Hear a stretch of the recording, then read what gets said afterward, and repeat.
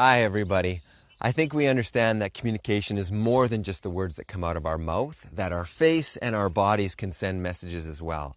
So today I want to share some positive and some negative forms of body language. Now, when it comes to the positive forms, these are universal. It doesn't matter what culture you're from or what language you speak, these forms of body language are positive across the globe.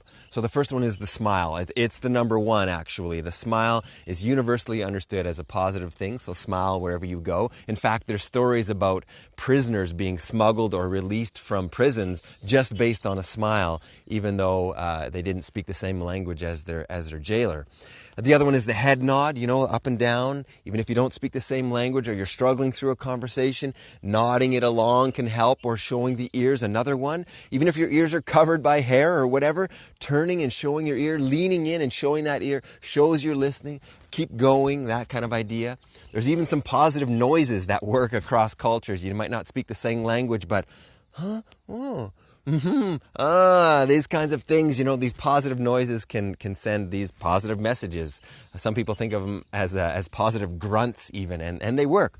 The other one is your arms kind of up and open is a universal understanding that it's almost like an invitation. Hey, come on in, Hey, you've got this positive bring it in kind of idea. You can imagine a speaker in public standing on stage and their arms are kind of locked at their side. Hi, today I want to talk about positive body language. The first one is the smile. Everybody understands the smile is positive. The next one is the head nod.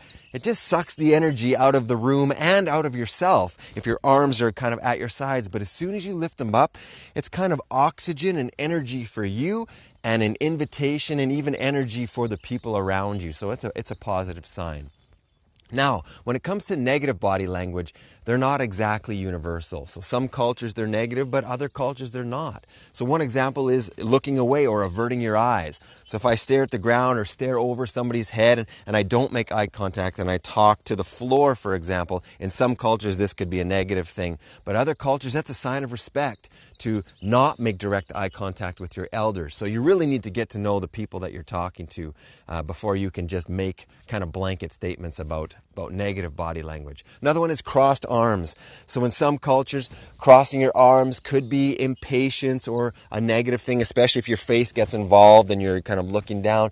It almost like it creates a barrier between you and the person that you're talking to. But again, not true for every culture. So again, got to get to know who you're talking to. Another one could be your chest and your neck. Normally you would imagine puffing your chest and showing your neck as an aggression, right? I don't know, maybe when you were young at school and you wanted to get into a wrestling match after school, hey, you've got this kind of making yourself look big, right? But again, not in all cultures. It could be a real sign of prestige to show that off and not aggression. So yeah. And the last one would be, approaching somebody from behind, especially if, they don't know you're there and you're approaching from behind. It could be a aggression or just a scary thing. Try and come from the side or the front. So, there's more body language messages out there. Some of them are fun to look up and learn about. I look forward to the interview where we can talk about this more, and maybe you've got some cool body language techniques that I didn't even know about. So we'll talk to you soon.